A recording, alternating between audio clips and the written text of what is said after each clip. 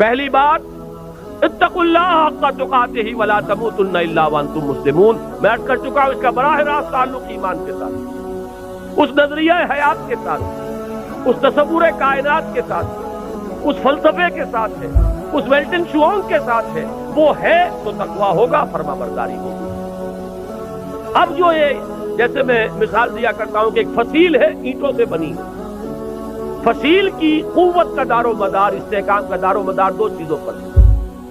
ہر اینٹ پکی ہو، پختہ ہو، کچی اینٹ نہ کہیں لگ گئی ہو، جہاں کچی اینٹ لگے گی وہیں اندیشے کی جگہ بن گئی، پوٹینشیل ڈینجر کا مقام ہے، پوٹینشیل ویکنس۔ پھر یہ کہ ان کو جوڑنے والا مسالہ وہ مضبوط ہو، سیمنٹ سبسٹنس، چونا ہے، گارا ہے، سیمنٹ ہے، مضبوط ہو، مارٹر مضبوط ہو۔ تو ایک تو ہے ایک ایک فصیل، ایک ایک بردہ مومن، اتقوا اللہ حق تقاتہ ولا تموتن الا وانتم مسلمون۔ اب ان کو جوڑنا ہے، جوڑے گی کیا چیز؟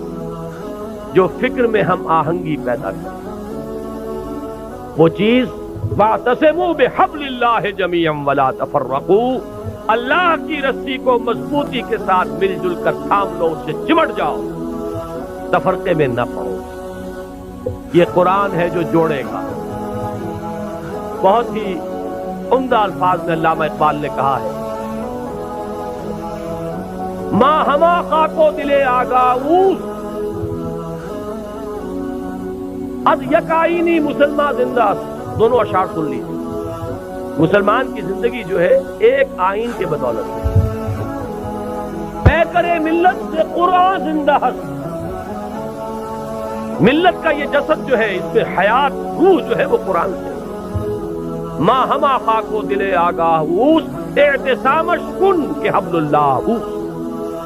ہم تو خاک کے مانندے جیسے جسد خاکی ہے، اس میں روح ہے جو حیات کا ذریعہ ہے، تو در حقیقت ماں ہما خاکو دلے آگاہ اوس اعتصامش کن، جسد ملی کے اندر وہی مقام جو ہے قرآن کا ہے، مضبوطی سے تھامو حبل اللہ۔ یہی ابھی گزشتہ بدھ کو جو میرا مضمون چھپا تھا، جو الہداہی کے سلسلے کی اقساط آ رہی ہیں جنگ میں، شاید نظر سے گزری ہو، وہ اسی موضوع پر تھی، واعتصموا بحبل اللہ جميعا ولا تفرقوا۔ اس کو مضبوطی سے تھامیں گے، اس سے جڑیں گے، اس سے فکری ہم آہنگی پیدا ہوگی، اس کے ساتھ اتحاد فکر و نظر وجود میں آئے گا۔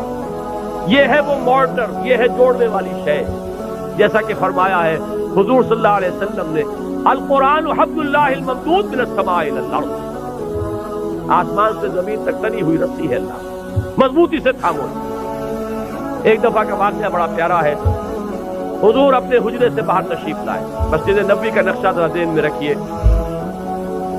حجرے سے باہر تشریف لائے تو دیکھا ایک کونے میں کچھ مسلمان، کچھ اہل ایمان بیٹھے ہوئے قرآن کا مذاکرہ کر رہے ہیں، سمجھ سمجھا رہے ہیں، چہرے پر بشاشت کے آثار ظاہر ہوئے۔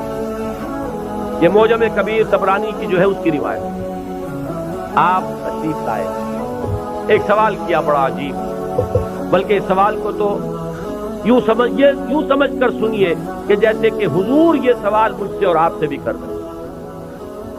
الستم تشہدون اللہ الہ الا اللہ وانی رسول اللہ وان ھذا القرآن جاء من عند اللہ۔ کیا تم اس بات کی گواہی نہیں دیتے کہ اللہ کے سوا کوئی معبود نہیں، میں اللہ کا رسول ہوں اور یہ قرآن اللہ کے پاس سے آیا؟ صحابہ کا جواب کیا ہو سکتا تھا؟ بلا یا رسول اللہ، حضور کیوں نہیں، بالکل ہے ایسا ہی۔ اب آپ نے فرمایا فابشروا، بشارت حاصل کرو، خوشیاں مناؤ، فإن هذا القرآن طرفه بيديكم وطرفه بيد الله، اس لیے کہ اس قرآن کا ایک سرا تمہارے ہاتھ میں ہے، ایک سرا اللہ۔ یہ ہے وہ قرآن، وہ حبل اللہ، واعتصموا بحبل اللہ جميعا ولا تفرقوا۔ اس کے بعد وہ تاریخ کا حوالہ دیا، اذکروا نعمت اللہ علیکم اذ کنتم اعداء فالف بین قلوبکم۔ یاد کرو احسان جو اللہ کا تم پر ہوا جبکہ تم دشمن سے، ایک دوسرے کے خون کے پیاسے تھے۔ اوس اور خزرج کی دشمنی چلی آ رہی تھی 100 برس سے، قبیلے لڑ رہے تھے، پھر اللہ تعالیٰ نے تمہارے دلوں میں الفت پیدا کی، ایمان کی الفت، مقصد کی ہم آہنگی، نظریات کا اشتراک۔ وَكُنْتُمْ عَلَىٰ شَفَا حُفْرَةٍ مِّنَ النَّارِ۔ جب بھی ان الفاظ سے گزرتا ہوں ایسے محسوس ہوتا ہے جیسے ایک حدیث میں الفاظ آئے فِيهِ ذِكْرُكُمْ، یہ جو قرآن ہے اس میں تمہارا ذکر ہے، اور بلکہ اس سے پہلے الفاظ ہے فیہ خبر ما قبلکم ونبأ ما بعدکم وحکم ما بینکم۔ حضرت علی کی روایت ہے، حضور نے فرمایا اس قرآن میں تم سے پہلوں کی خبریں بھی ہیں، تم سے بعد کے حالات کی اطلاعات بھی ہے، اور جو بھی تمہارے مابین کبھی اختلاف ہوگا اس کا حل اور فیصلہ موجود ہے۔ تو ہمارا ذکر کہاں ہے؟ کنتم علی شفا حفرۃ من النار، تم تو آگ کے گڑھے کے کنارے تک جا پہنچے تھے، فانقذکم منہا، تو اللہ نے تمہیں اس سے بچایا اور نکالا۔ آج جو حالات پاکستان کے، جس کا تھوڑا سا نقشہ میں نے کھینچا تھا، زیادہ تفصیل میں جانے کا وقت نہیں ہے، میرا جو نقطہ نظر ہے میثاق میں اس ماہ کے پرچے میں وہ آ چکا ہے تفصیل، لیکن یہ کہ ذرا بھی آنکھ کھلی ہو، شعور کی آنکھ، اور حالات کا کوئی مشاہدہ ہو رہا ہو، تو یہ بالکل رائٹنگ آن دی وال کی طرح یہ حالات سامنے موجود ہیں۔ ہم آگ کے تباہی کے گڑھے کے کنارے تک پہنچ چکے ہیں۔ اللہ بچا سکتا ہے، اسے قدرت حاصل ہے، لیکن یہ بچاؤ ہوگا اسی طور سے جس طور سے کہ اس وقت اس نے بچایا، محمد الرسول اللہ کے ذریعے سے بچایا تھا صلی اللہ علیہ وسلم۔ حضور فرماتے ہیں کہ میری اور تمہاری مثال ایسی ہے کہ آگ کا ایک الاؤ ہے، تم اس میں کود پڑنا چاہتے ہو اور میں تمہارے کپڑے پکڑ پکڑ کر گھسیٹ رہا ہوں۔ اس طریقے سے اسی نسخے کو اختیار کریں گے تو بات بنائے گی۔ واذکروا نعمت اللہ علیکم اذ کنتم اعداء فالف بین قلوبکم فاصبحتم بنعمتہ اخوانا وکنتم علی شفا حفرۃ من النار فانقذکم منہا کذالک یبین اللہ آیاتہ لکم آیاتہ لعلکم تہتدون۔ اس طرح اللہ تمہارے لیے اپنی آیات کی تبیین کر رہا ہے، وضاحت سے بیان کر رہا تاکہ تم ہدایت عمل کر سکو، راستہ تمہیں نظر آ جائے، اس پر چل سکو۔ آخری آیت میں ہے وہ مقصد کا اشتراک، وَلْتَكُن مِّنكُمْ أُمَّةٌ يَدْعُونَ إِلَى الْخَيْرِ وَيَأْمُرُونَ بِالْمَعْرُوفِ وَيَنْهَوْنَ عَنِ الْمُنكَرِ وَأُولَٰئِكَ هُمُ الْمُفْلِحُونَ۔ اور چاہیے کہ تم سے ایک ایسی جمعیت وجود میں آئے، ایک ایسی امت وجود میں آئے۔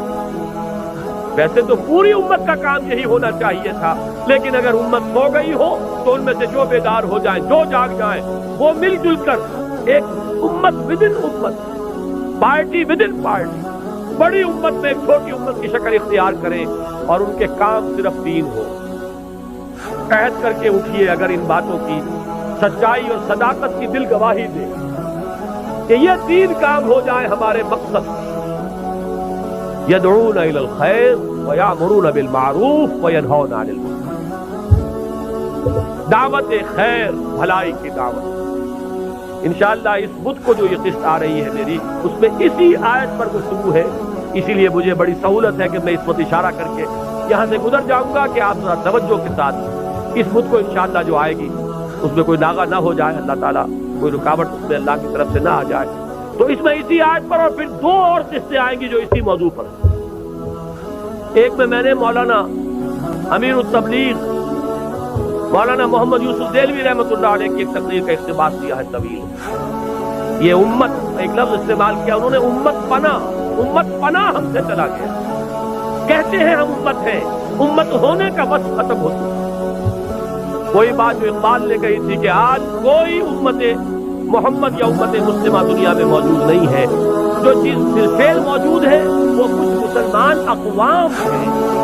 امت محمد صلی اللہ علیہ وسلم، امت مسلمہ نام سے کچھ ہے موجود، لیکن اسے وجود میں لانا، اس کے لیے جینا، اس کے لیے مرنا۔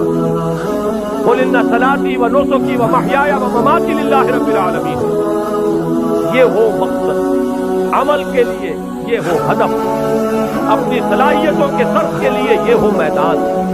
دکھائیے جولانیہ اس میں، آئیے مل جل کر ایک امت بنیے، ایک اجتماعی قوت بنیے۔ اللہ کرے گا تو یہی قوت اسی کو وسعت حاصل ہوگی، اسی سے وحدت ملے گی، اسی سے اتحاد ہوگا، اور یہ ہوگی وہ شے کہ جس کی اس وقت ہمیں سب سے زیادہ شریک